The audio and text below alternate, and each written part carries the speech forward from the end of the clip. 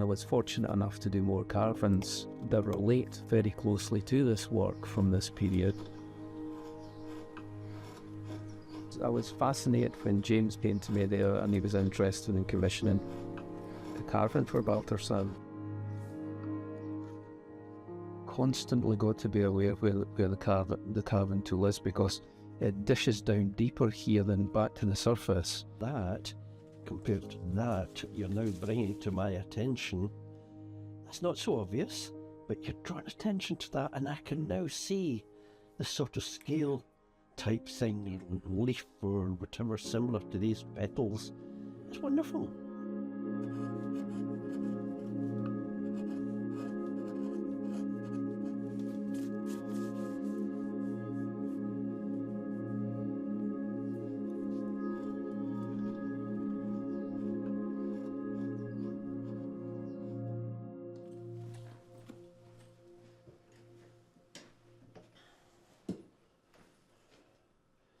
Find a keyboard.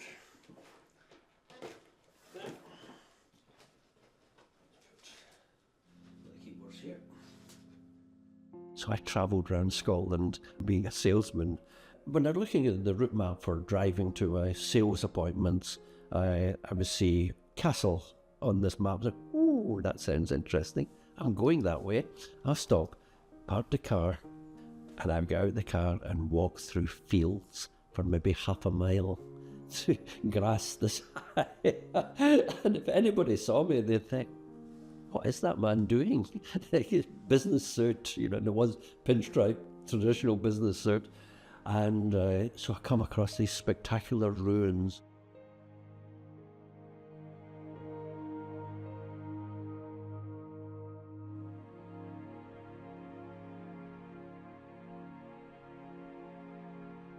As a 5-year-old, it was a very steep hill, and I made a little painting or a drawing with pastels, I think, of that event, of a brother holding my hand and taking me up the hill, and I'm sort of leaning backwards because it was a very steep hills to climb. I presented it to the school teacher because she was asking, anybody do anything for the holidays? When I showed the teacher this, she said, oh, it's wonderful, you know, but you're leaning backwards, you should be standing upright.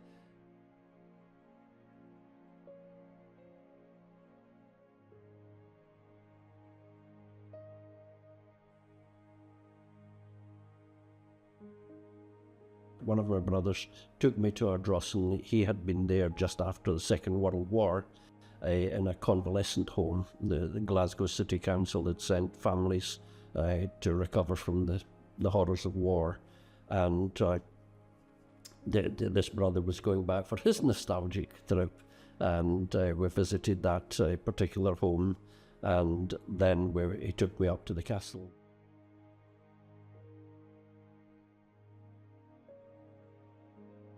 I was starting to imagine people living there, mystery of what happened here, who lived here, people moving about, people just like us who had the same sort of life needs.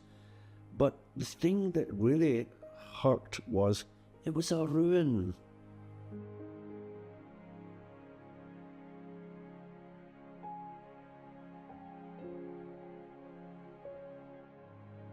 There are ruins everywhere in Scotland. Beautiful abbeys that have been ruined, majestic castles that have been ruined.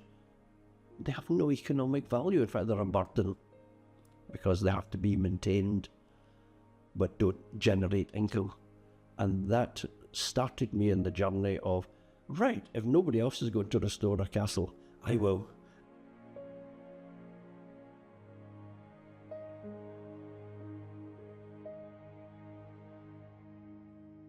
I'm James Brown. I bought Balterson Castle in 1992, located in South Ayrshire, with the intention of having it restored.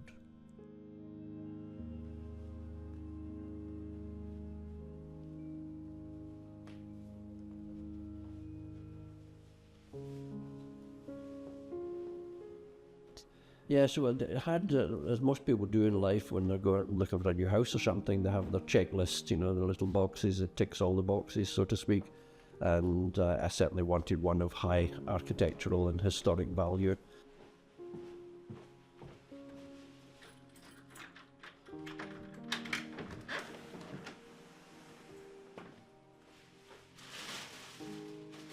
And I lighted upon Balterson and thought, oh, that's a good one.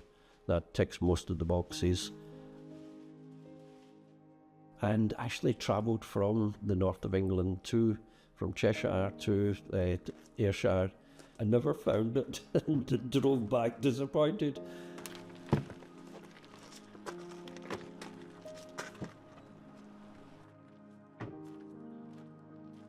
And gave up for a year, and another year passed, and then I decided, no, I'm going to track down who owns it.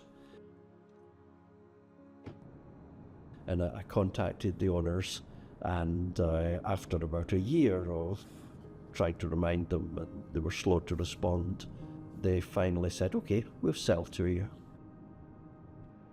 But that then took a bad turn, because in the year that it took me to go and negotiate with them over the piece of land, someone else stepped in. A local woman who was running a local business stepped in and offered the owners 5 times, but 5 times more than I had offered. And of course, they're just selling to anyone, and they quite rightly and very wisely accepted her offer.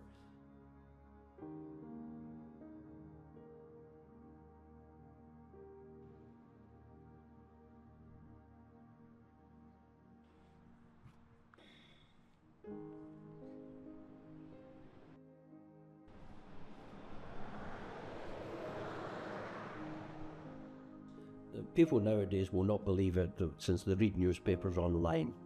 Every Saturday I would drive into Piccadilly Station in Manchester to buy a Scottish newspaper.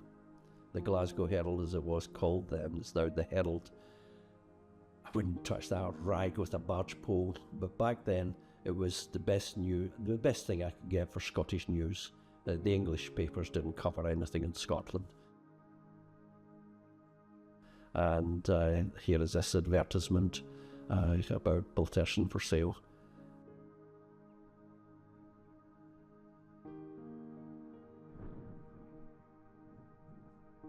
At the second attempt, I finally bought Balterson. There was no time to actually go up and stand on my land and admire my castle. So it was a sort of long-distance love affair, or a pen pal. The castle was a pen pal to me.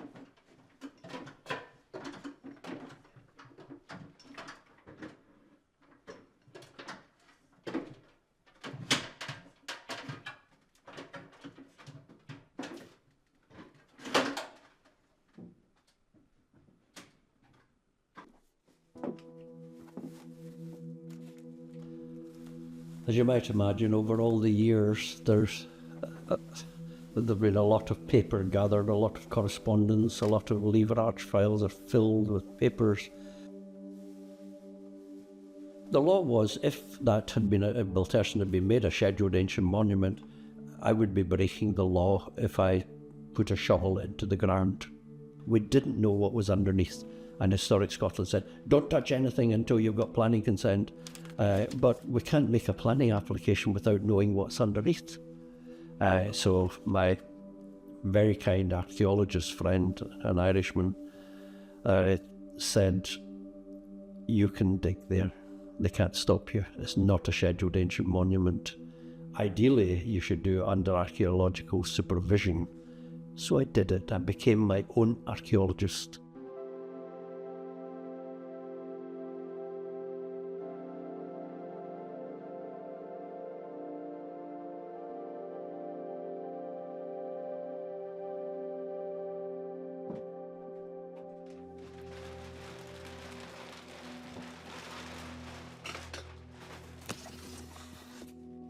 I have 20 boxes in that attic filled with hundreds of artifacts, archaeological artifacts. And I've been meticulous in recording everything I've found. I have notebooks, I've got bundles of notebooks that match up with the stones, and the bits of broken pottery and bits of broken glass and bits of broken wine bottles and clay pipes and so on. As I said, there are probably thousands of artifacts in the totality of these 20 boxes, and even animal bones.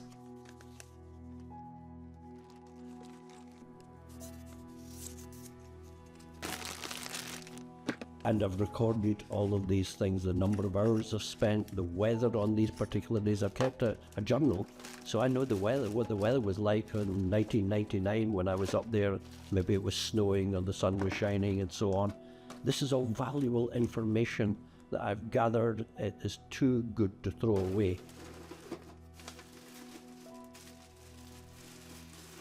I seem to be the only person in the world who thinks it's important.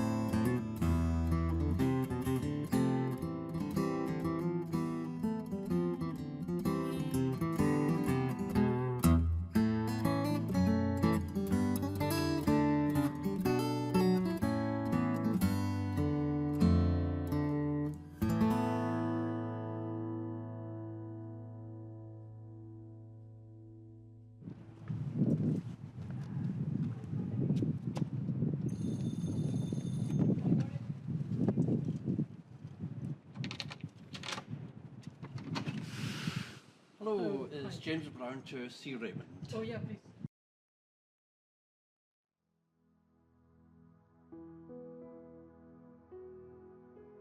I found James a very, very interesting person.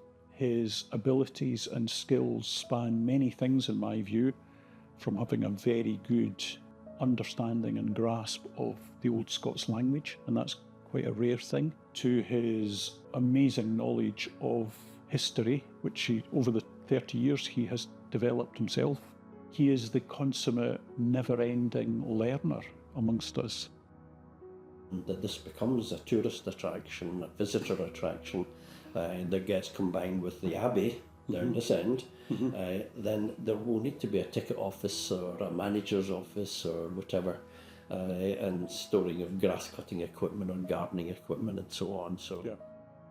His interest and passion in learning is completely undiminished, still the same, still as strong as ever. You know, it's been a heavy and cumbersome thing to have to deal with. He was rarely given any assistance by the authorities, whether it's the local authorities or whether it's the wider authority of, at that time, Historic Scotland, now Historic Environment Scotland. You know, a lot of people never really quite gave James the chances and the opportunities that he should have been given.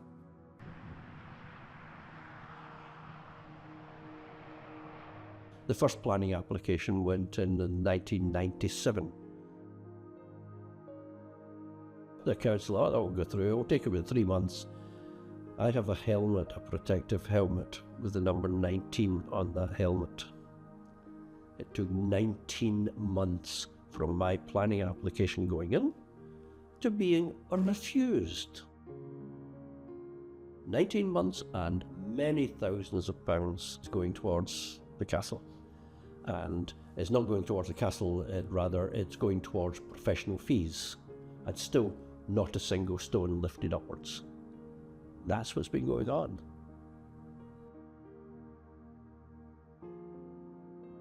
So by 2002, the planning application has lapsed, dead.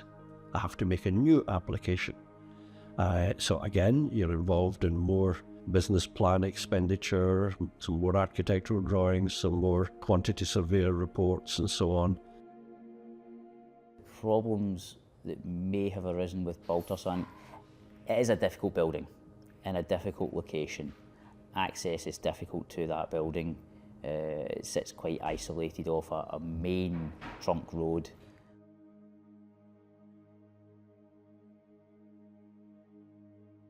I'm trying to say to them, look, it is not a castle, it's a 5-bedroom house. And to refuse a 5-bedroom house beside a road is not going to produce a chain of traffic and so on and congestion. But that didn't matter, because legally I wasn't allowed to negotiate with the Scottish Government. It was the council had to do that. And to their credit, the council supported me, and they fought my corner, and the planning that was given. At that point, I've got planning consent again, and I then need to find funding. And as I said, a grant application goes into Historic Scotland for funding.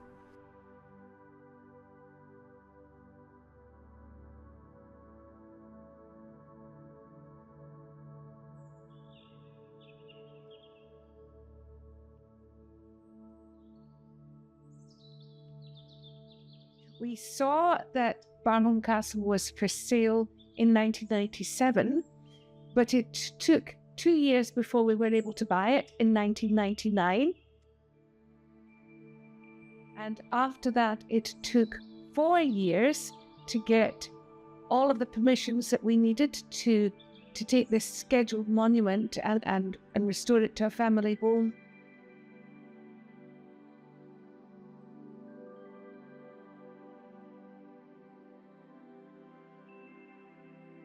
We were very lucky to get a grant for this, but it certainly wasn't a grant for the whole cost at all.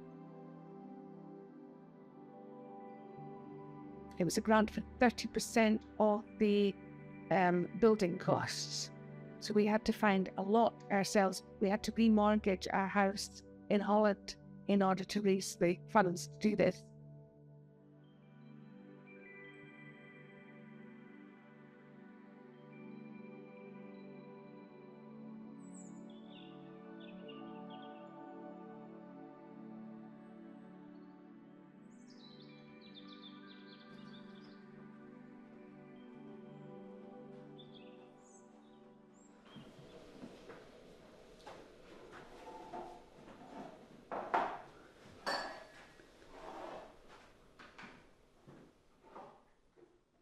I used to edit a newspaper called the Carrick Gazette, very small local newspaper based in Girvan, covering Maybole and covering the area where the castle is.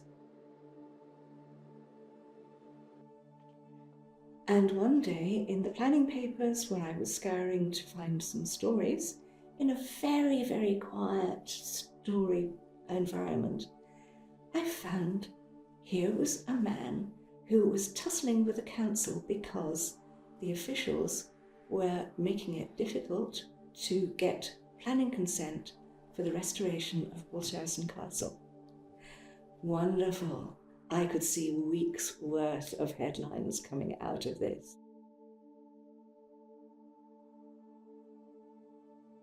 I interviewed him, and he said, would you like me to send you some architect's drawings of what it will look like when it's completed? And I said, that's wonderful. In a place where I usually had to nag people and beg I wasn't used to getting an offer, and I certainly wasn't used to getting the promised goods the very next morning by first-class mail. And they came in a large envelope with James's beautiful calligraphic writing with my name and address on it. It was like being handed a rose.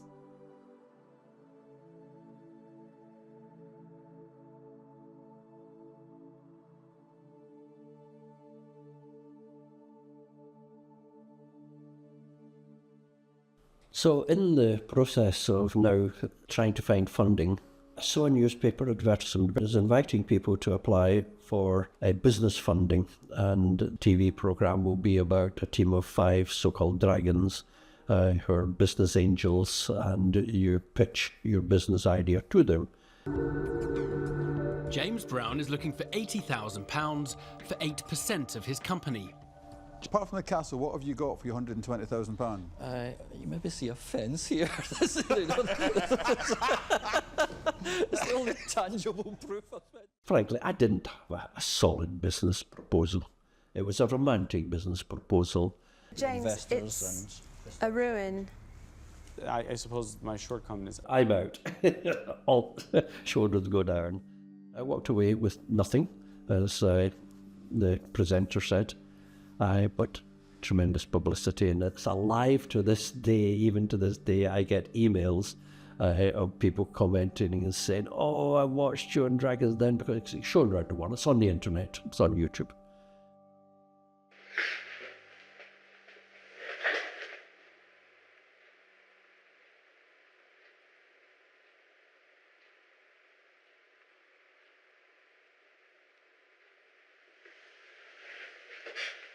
Well, here it is at last. This is 10 years in the making. Oh boy, oh boy.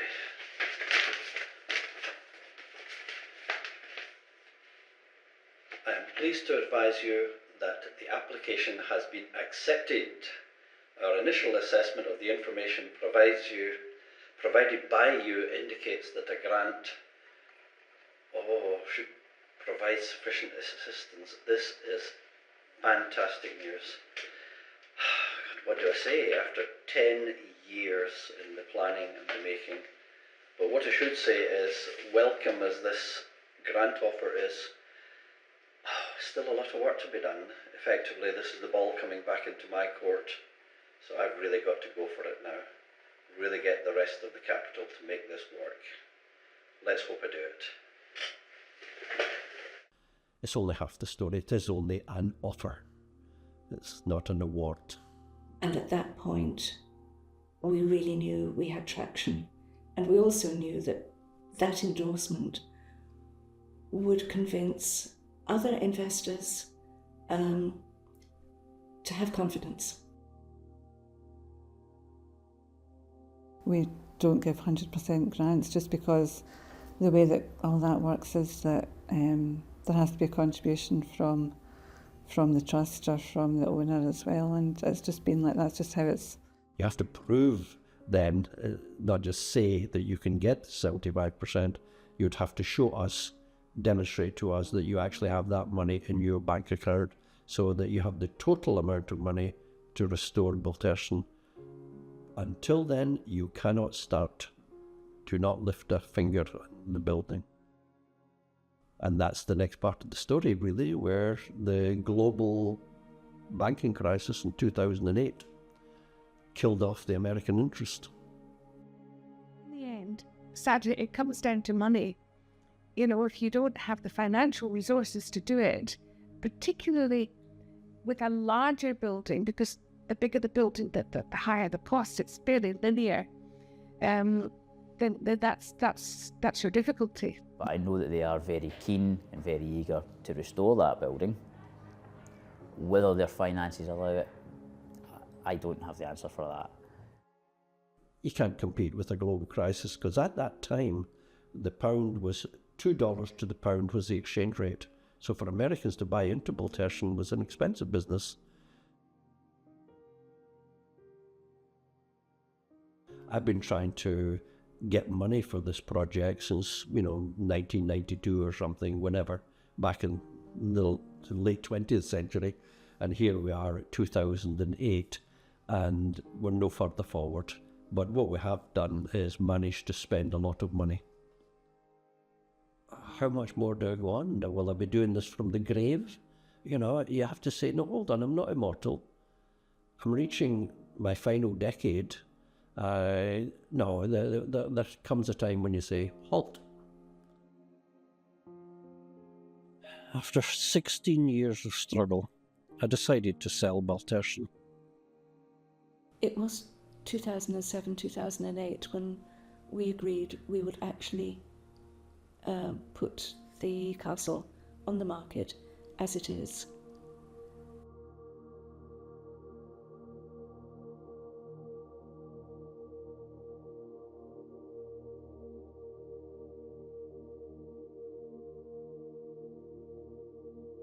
There are times when people just have to think hard about what it is they do, and in James's case, it's a building which is a sizable project and potentially therefore a problem.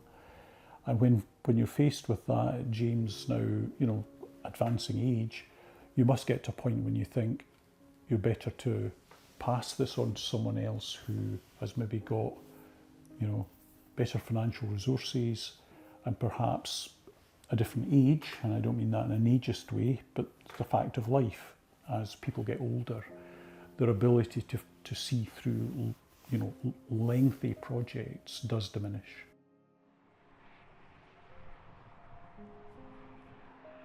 But as I say, with this roller coaster, I get an inquiry from Hong Kong from a university professor in a very senior position.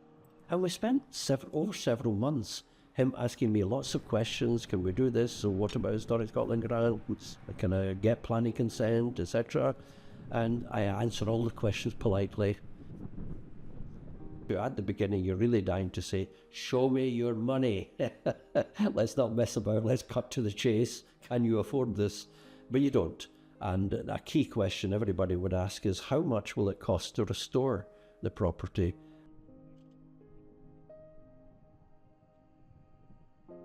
And my standard answer has to be correctly, well, oak floorboards or pine, chrome taps or gold-plated taps in your bathroom, Italian marble, etc. It depends, I can't tell you.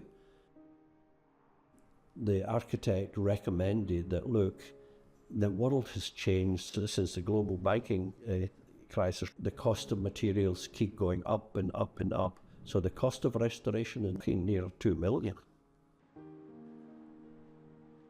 He drops out, and then lo and behold, along comes an Italian living in North Wales. I want to create a music school in Baltersen. The allure of the history of the castle with that location that is a bit isolated, I think is perfect to create a school of music. So this idea found James very interested, and we start trying to put things together to see if it was possible. Naturally, there was a big problem related to the amount of work was necessary on the building to make it feasible to become again okay to live and work inside, and the budget requested was pretty high. And I made a big presentation to the local community and got the planners involved in Historic Scotland to come along to my presentation, but they'd taken a job in Italy.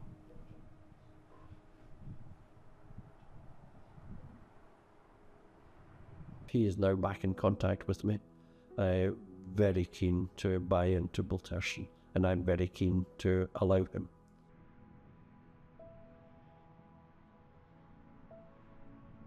The big thing in the middle was COVID, naturally. For 2 years and a half, and everything was stopped. But before that, I didn't give up anyway. I approached James and I brought some money, and I gave him some money to buy a little amount of share because I want to be part of the team. Yeah, I feel that we would both be very proud to see person go forward in someone else's hands who's got the time, who's got the energy and the commitment and the funds to develop it into its next incarnation. I am at a point in which I seriously talking with James to sort of take the baton and moving forward and really taking ownership of the place. James' history, in my opinion, is fantastic. I think this guy is a real hero. I don't know how to say in a different way. You have somebody that is committed to save history, to save a place on his own forces, on his own money for more than 30 years. And he never gave up, he was always interested. He tried everything it was possible to save this place. And he succeeded. For me, it's a success history because the castle is still there, it's not crumbled down, it's clean, it wasn't sold to a company that transformed it in a development or whatever. So he succeeded in what he wanted to do, that he was to preserve the history of the castle, preserve the place, preserve his history.